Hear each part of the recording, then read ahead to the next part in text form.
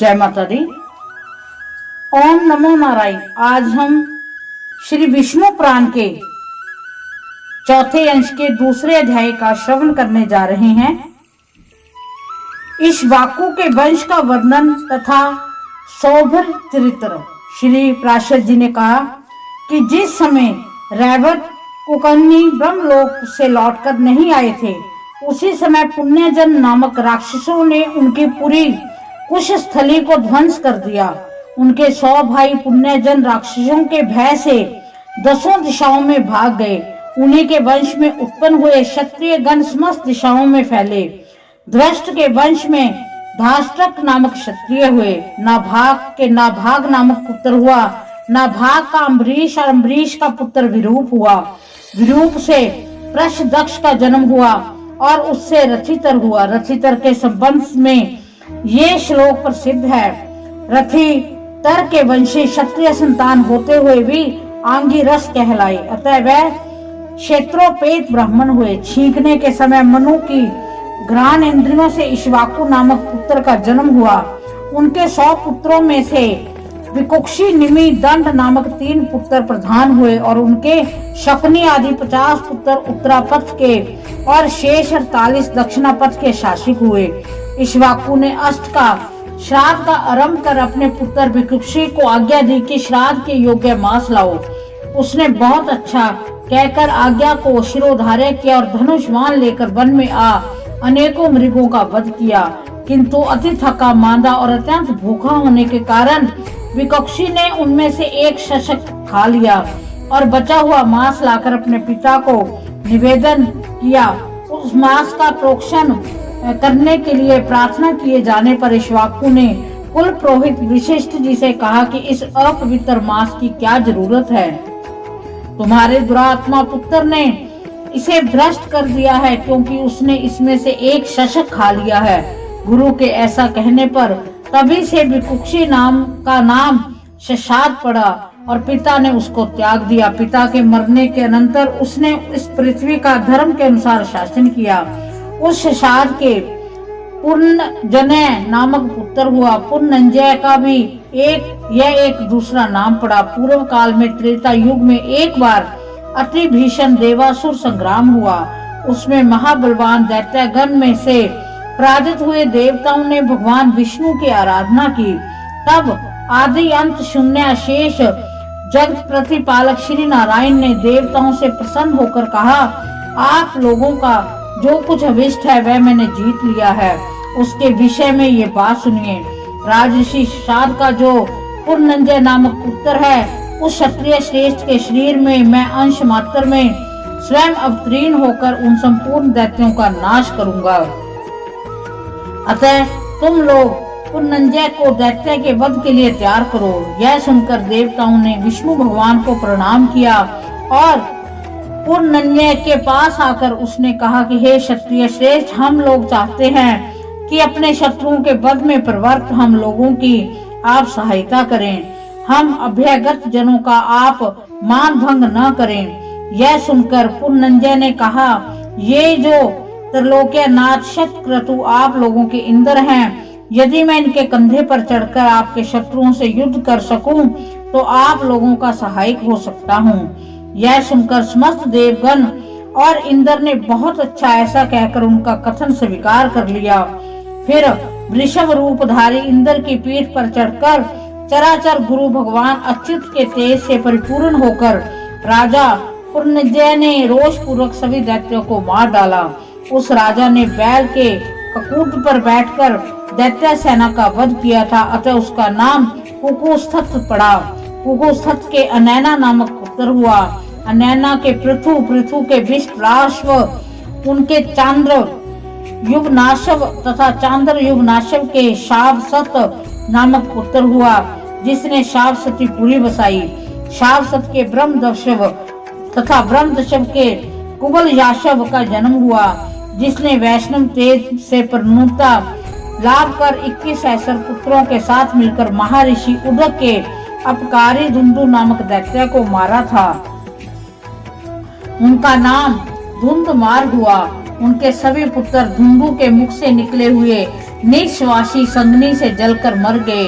उससे केवल दृढ़ाश्व, चंद्राश्व और कपिलाश्व ये 3 ही बचे थे। दृढ़शाव और हर्षव, हर्षव से निकुंभ, निकुंभ से अमिताशव, अमिताशव से कुशाशव, कुशाशव से प्रसेनजित और प्रसेनजित से युवा नाशव का जन्म हुआ। युवा नाशव निसंतान होने के कारण खिन्न चित्त से मुनीश्वरों के आश्रम में रहा करता था। उसके दुख से द्रवीभूत होकर दयालु मुनिजनों ने उसके पुत्र उत्पन्न होने के लिए यज्ञ अनुष्ठान किया। आधी रात के समय उस यज्ञ के समाप्त होने पर मुनिजन मंत्रपूत जल का कलश वेदी में रखकर सो गए। उनके सो जाने पर अत्यंत प्यासा कुल होकर राजा ने उस स्थान में प्रवेश किया और सोए होने के कारण ऋषियों को उन्होंने नहीं जगाया तथा अप्रमित महात्म्यशाली कलश के मंत्रपूत जल को पी लिया। जागने पर ऋषियों ने पूछा, इस मंत्रपूत जल को किसने पिया है? इसका पान करने पर ही युवनाशव की पत्नी महाबल विक्रमशील पुत्र उत्पन्न करेगी।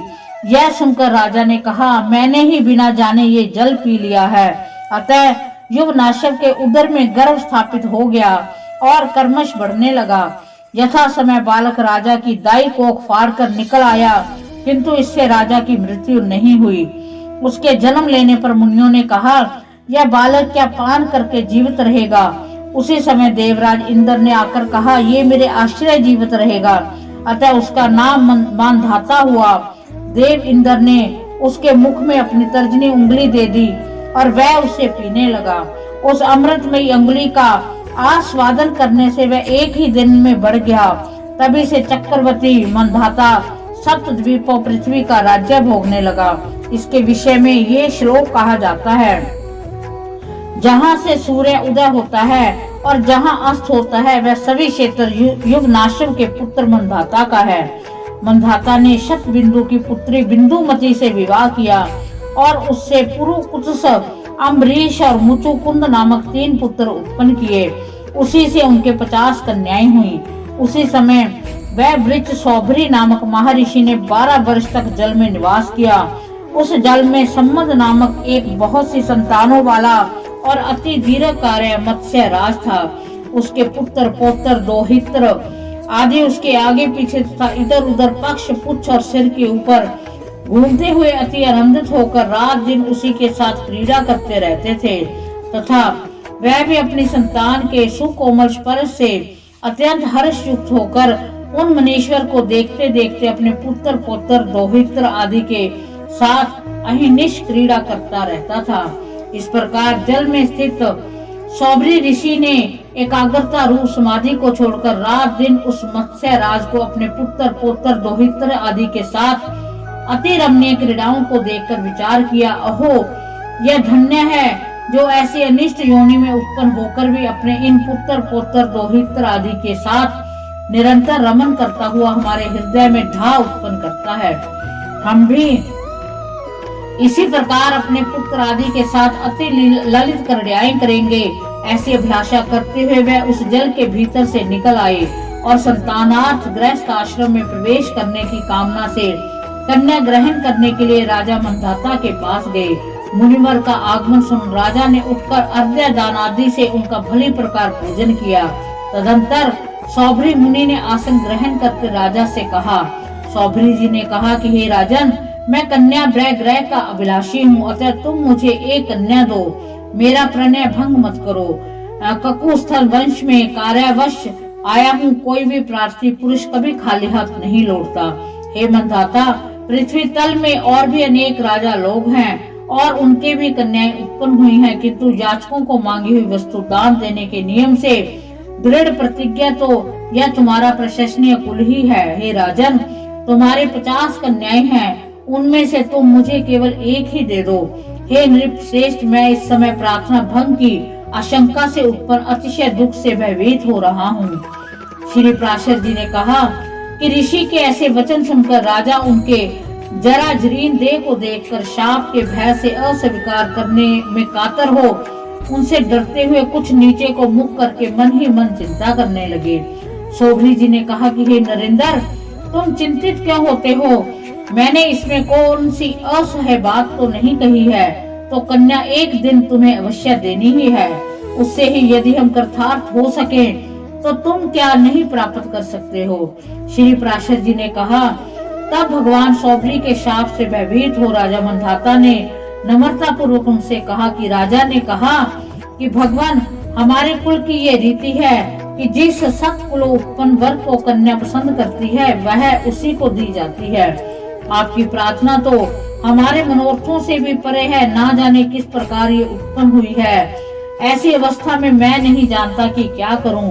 बस मुझे यही चिंता है कि महाराज मंधाता के ऐसे कहने पर मुनिवर सौभरी ने विचार किया, मुझको टाल देने का ये एक और ही उपाय है। यह बूढ़ा है, प्रौढ़ा स्त्रियां भी इसे पसंद नहीं कर सकती, फिर कन्याओं की तो बात ही क्या है। ऐसा सोचकर ही राजा ने ये बात कही है। अच्छा, ऐसा ही सही, मैं भी ऐसा ही उपाय करूंगा।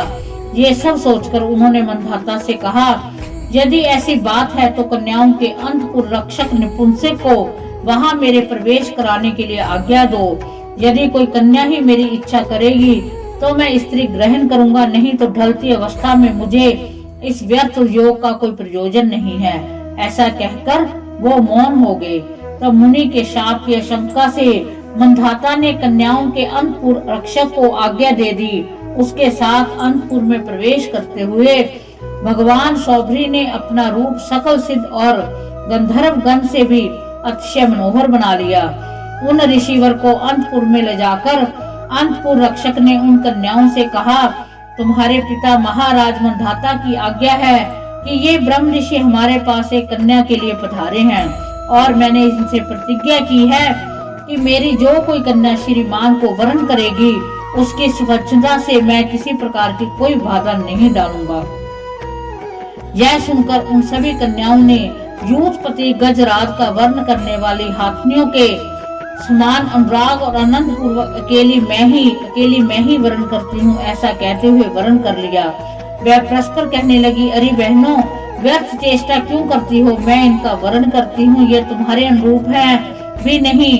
विधाता ने इन्हें मेरे भर्ता और मुझे इनकी भार्या बनाया है, अतः तुम शांत हो जाओ। अंतपुर में आते ही सबसे पहले मैंने ही इनका वर्ण किया था, तुम क्यों मरी जाती हो। इस प्रकार मैंने वर्ण किया है, पहले मैंने वर्ण किया है, ऐसा कहकर उन राजकन्याओं में उनके लिए बड़ा कलह मच गया। जब उन समस्त कन्याओं ने अतिशय अनुरागवश और अनिंद्य कीर्ति मुनिवर को वर्ण कर लिया तो कन्या रक्षक ने नम्रता पूर्वक राजा से संपूर्ण वृत्तांत ज्यों का त्यों ही कह सुनाया। श्री पराशर जी ने कहा, ये जानकर राजा ने ये क्या कहता है, ये कैसे हुआ, मैं क्या करूं, मैंने क्यों नहीं कहा था। इस प्रकार सोचते हुए अत्यंत व्याकुल चित्त से इच्छा न होते हुए भी जैसे तैसे अपने वचन का पालन किया और अपने अनुरूप विवाह संस्कार के समाप्त होने पर महर्षि सौभरी उन समस्त कन्याओं को अपने आश्रम पर ले गए। वहां आकर उन्होंने दूसरे विधाता के समान अशेष शिल्प कल्प प्रणेता विश्वकर्मा को बुलाकर कहा कि इन समस्त कन्याओं में से प्रत्येक के लिए पृथक पृथक महल बनाओ, जिनमें खिले हुए कमल, कूदते हुए सुंदर हंस, कारण डब आदि जल पक्षियों से सुशोभित जलाशय हो, सुंदर उपधान, शैया और परिच्छेद हो तथा पर्याप्त खुला हुआ स्थान हो। तब संपूर्ण शिल्प विद्या के विशेष आचार्य विश्वकर्मा ने उनकी आज्ञा के अनुसार सब कुछ तैयार करके उन्हें दिखलाया।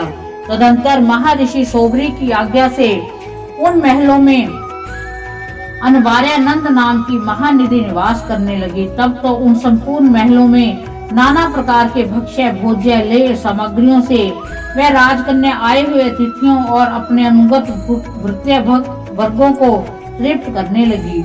एक दिन पुत्रियों के स्नेह से आकर्षित होकर राजा मंधाता ये देखने के लिए कि वे अत्यंत दुखी हैं या सुखी हैं, महर्षि सौभरी के आश्रम के निकट आए तो उन्होंने वहां अति रमणीय उपवन और जलाशयों से युक्त स्फटिक शिला के महलों की पंक्ति देखी, जो फैलती हुई म्यूख मालाओं से अत्यंत मनोहर मालूम पड़ती थी। तदंतर वे एक महल में जाकर अपनी कन्या का स्नेह पूर्वक आलिंगन कर आसन पर बैठे और फिर बढ़ते हुए प्रेम के कारण नयनों में जल भरकर बोले, बेटी, तुम लोग यहाँ सुखपूर्वक हो ना, तुम्हें किसी प्रकार का कष्ट तो नहीं है। महर्षि सौभरी तुमसे स्नेह करते हैं या नहीं? क्या तुम्हें हमारे घर की भी याद आती है? पिता के ऐसा कहने पर राजपुत्री ने कहा कि पिताजी, यह महल अति रमणीय है, यह उपवन आदि भी अच्छे मनोहर हैं। खिले हुए कमलों से युक्त इन जलाशयों में जल पक्षीगण सुंदर बोली बोलते रहते हैं। भक्ष्य भोज्य आदि खाद्य पदार्थ, उपटन और वस्त्र आभूषण आदि भोग तथा सुकोमल शैया न्यास आदि सभी अन्न के अनुकूल है। इस प्रकार हमारा गृहस्थ यद्यपि सर्व संपत्ति संपन्न है, तथापि अपनी जन्मभूमि की याद भला किसको नहीं आती। आपकी कृपा से यद्यपि सब कुछ मंगलमय है, तथापि मुझे एक बड़ा दुख है कि हमारे पति ये महर्षि मेरे घर से बाहर कभी नहीं जाते। अत्यंत प्रीति के कारण ये केवल मेरे ही पास रहते हैं, मेरी अन्यों के बहनों के पास ये जाते ही नहीं हैं। इस कारण से मेरी बहनें अति दुखी होंगी, यही मेरे अति दुख का कारण है। उनके ऐसा कहने पर राजा ने दूसरे महल में आकर अपनी कन्या का आलिंगन किया।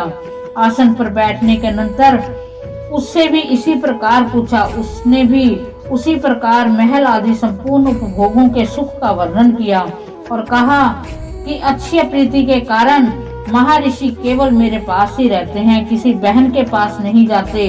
इस प्रकार पूरा व्रत सुनकर राजा एक एक करके प्रत्येक महल में गए। प्रत्येक कन्या में इसी प्रकार पूछा, उन सब से भी वैसा ही उत्तर था। अंत में आनंद और विस्मय के भार से विविष्टित होकर उन्होंने एकांत में स्थित भगवान सौबरी की पूजा करने के अनंतर उनसे कहा कि भगवान, आपकी ही योग सिद्धि का ये महान प्रभाव देखा है। इस प्रकार के महान वैभव के साथ और किसी को भी विलास करते हुए हमने नहीं देखा, सो यह सब आपकी तपस्या का ही फल है। इस प्रकार उनका विभाजन करके वह कुछ काल तक मुनिवर के साथ ही अभिमत भोग भोगते रहे। अंत में अपने नगर को चले गए। काल क्रम से उन राजकन्याओं से सौबरी मुनि के 150 पुत्र हुए। इस प्रकार दिन दिन स्नेह का प्रसार होने से उनका हृदय अक्षय ममतामय हो गया। वह सोचने लगे, क्या मेरे ये पुत्र मधुर वाणी से बोलेंगे, अपने पांवों से चलेंगे, क्या ये युवावस्था को प्राप्त होंगे? उस समय क्या मैं इन्हें सप्तनीक देख सकूंगा? फिर क्या इनके पुत्र होंगे? मैं इन्हें अपने पुत्र पुत्रों के युक्त देखूंगा। इस प्रकार काल क्रम में दिन आदि दिन युक्त बढ़ते हुए इन मनोरथों की उपेक्षा कर वह सोचने लगे, ओहो, मेरे मोह का कैसा विस्तार है। इन मनोरथों की तो हजारों लाखों वर्षों में भी समाप्ति नहीं हो सकती। उनमें से यदि कुछ पूर्ण भी हो जाते हैं तो उनके स्थान पर अन्य नए मनोरथों की उत्पत्ति हो जाती है। मेरे पुत्र पैरों से चलने लगे, फिर वे युवा हुए, उनका विवाह हुआ, उनकी संतानें हुई। ये सब तो मैं देख चुका हूँ, किंतु अब मेरा चित्त उन पुत्रों के पुत्र जन्म को भी देखना चाहता है। यदि उनका जन्म भी मैंने देख लिया तो फिर मेरा चित्त में दूसरा मनोरथ उठेगा, और यदि वह भी पूरा हो गया तो अन्य मनोरथ की उत्पत्ति को कौन रोक सकता है। मैंने अब भली प्रकार समझ लिया है कि मृत्यु पर्यंत मनोरथों का अंत तो होना नहीं है, और जिस चित्त में मनोरथों की आसक्ति होती है वह कभी परमार्थ में लग नहीं सकता। अहो, मेरी वह समाधि जलवास के साथी मत्स्य के संग में अकस्मात नष्ट हो गई है। उस संग के कारण ही मैंने स्त्री और धन आदि का परिग्रह किया, तथा परिग्रह के कारण ही अब मेरी तृष्णा बढ़ गई है। एक शरीर का ग्रहण करना ही महान दुख है, और मैंने तो इन राजकन्याओं का परिग्रह करके उसे 50 गुना कर दिया है। अतः अनेक पुत्रों के कारण अब वह बहुत ही बढ़ गया है। अब आगे भी पुत्रों के पुत्र, अनेक पुत्रों से उनका पुण्य विवाह संबंध करने से वह और भी बढ़ेगा। यह ममता रूप विवाह संबंध अवश्य बड़े ही दुख का कारण है। जलाशय में रहकर मैंने जो तपस्या की थी उसकी फलस्वरूप ये संपत्ति तपस्या ही बाधक मत्स्य के संग से मेरे चित्त में जो पुत्र आदि का राग उत्पन्न हुआ था उसी ने मुझे ठग लिया है। निसंगता ही यतियों को मुक्ति देने वाली है। संपूर्ण दोष संग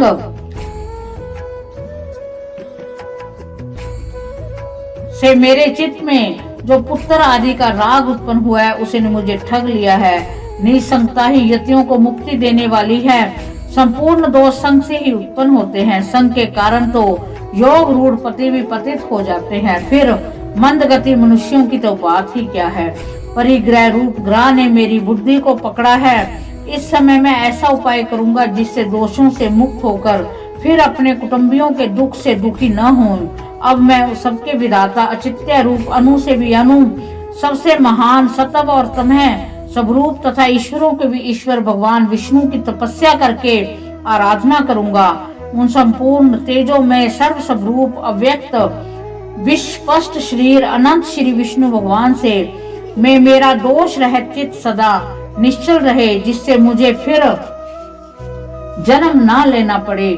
जिस सर्व रूप अमल अनंत सर्वेश्वर आदि मध्य शून्य से पृथक और कुछ भी नहीं है, उस गुरुजनों के भी परम गुरु भगवान विष्णु की मैं शरण लेता हूँ।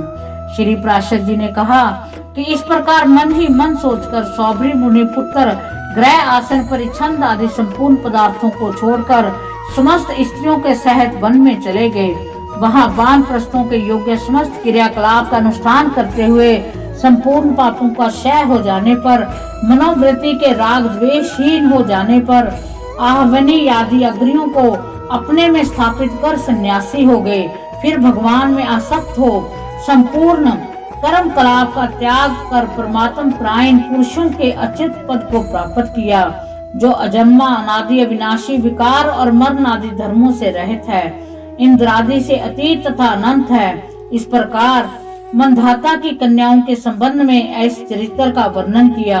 जो कोई इस सौभरी चरित्र का स्मरण करता है अथवा पढ़ता है, पढ़ाता है, सुनता है, सुनाता है, धारण करता है, कराता है, लिखता है या लिखवाता है, सीखता है या सिखाता है अथवा उपदेश करता है, उसके 6 जन्मों तक दू संतति असद्रम और वाणी अथवा मन की कुमार्ग में प्रवृत्ति तथा किसी भी पदार्थ में ममता नहीं होती। इस प्रकार श्री विष्णु पुराण के चौथे अंश के दूसरे अध्याय का समापन होता है। भगवान विष्णु हम सब पर अपनी कृपा दृष्टि बनाए रखें। इस अध्याय में लिखा है कि जो भी इस चरित्र का स्मरण करता है उसे 6 जन्मों तक दो संतति नहीं होती, तो हमें इसका श्रवण अवश्य करना चाहिए। इससे हमें भगवान विष्णु की विशेष कृपा मिलती है। तो इस अध्याय में हमसे कोई गलती हो गई है, उसके लिए हम भगवान विष्णु से क्षमा मांगते हैं और प्रार्थना करते हैं कि वो अपना आशीर्वाद भरा हाथ हमारे सिर के ऊपर रखे। इसी के साथ जय माता दी, ओम नमो नारायण।